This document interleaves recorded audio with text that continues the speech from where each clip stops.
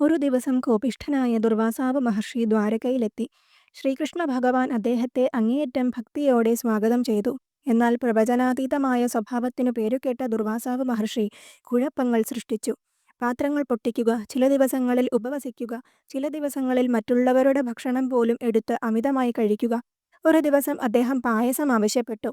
ശ്രീകൃഷ്ണ ഭഗവാനും ഭാര്യ രുക്മിണീ ദേവിയും സ്നേഹപൂർവ്വം അത് തയ്യാറാക്കി. അത് കഴിച്ച ശേഷം മഹർഷി അസാധാരണമായ ഒരു അഭ്യർത്ഥന നടത്തി.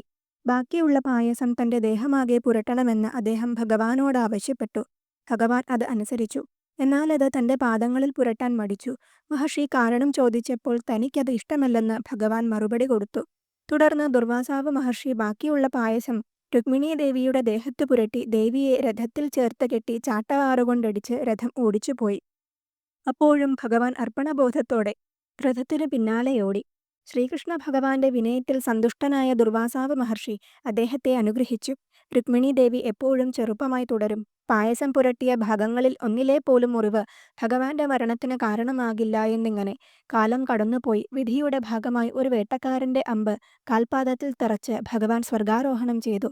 ദുർവാസാവ് മഹർഷിയുടെ പ്രവചനം സത്യമായി തീർന്നു.